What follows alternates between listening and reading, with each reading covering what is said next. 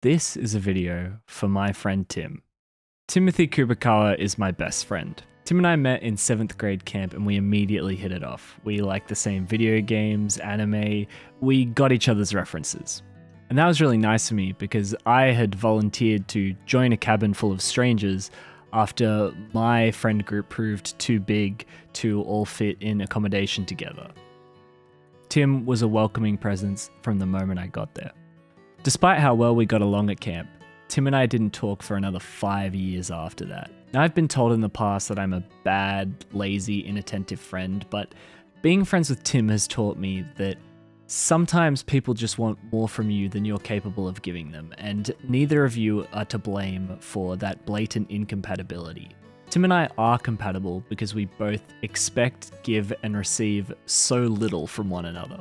But unlike me, Tim is much better at making other people feel cared for. He can be quite shy around new people, but once he's comfortable, Tim's carefree attitude is infectious. He radiates love and security in a way that makes people feel safe and unworried. When he gets like this, hanging out with Tim is like going on vacation. You can't be anxious because those things giving you anxiety are so far away right now. Save the worrying for a rainy day. Unfortunately, even Tim will admit that he has a bit of trouble being relaxed and comfortable in the company of only one other person.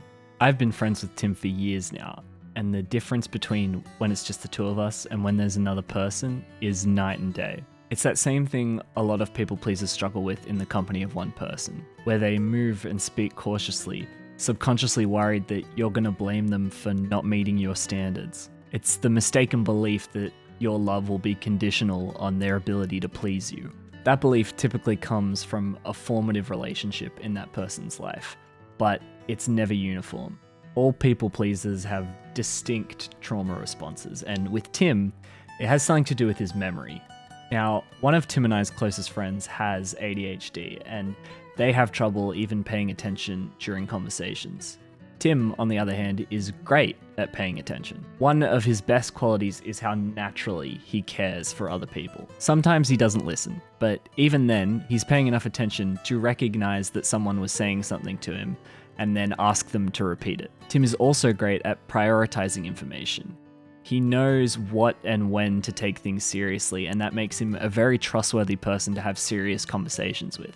But every now and then that isn't the case, and it feels like there are these weird gaps in his memory. Facts I can clearly remember him treating with gravity when he first heard them, but they've gone missing along the way. My reasoning tells me that Tim may have been conditioned to selectively remember things so that people were more forgiving of his peaceful nature. Or that by selectively remembering things, he can avoid being wrangled into conflicts that have nothing to do with him. This implies that at some point in the past, Tim felt personally responsible when these sorts of conflicts happened. Tim also plays down his intelligence, and I think it's for the same reason.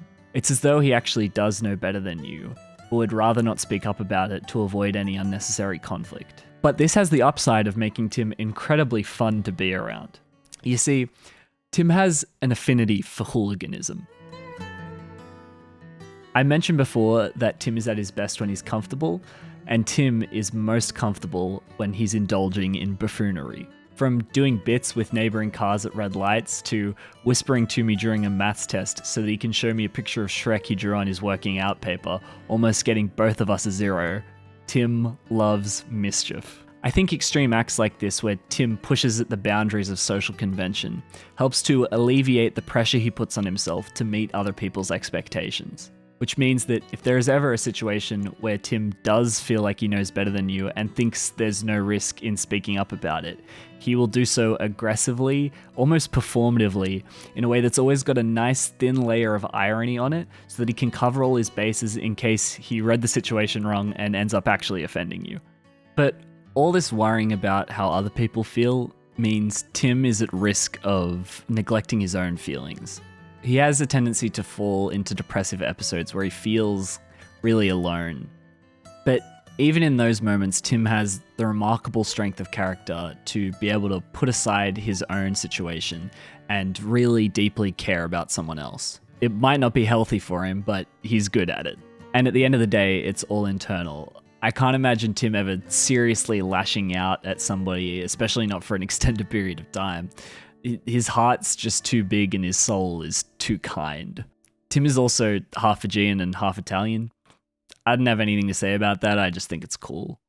Anyway, that's it for my video on Tim. And now the rest of my friends can bit about who I make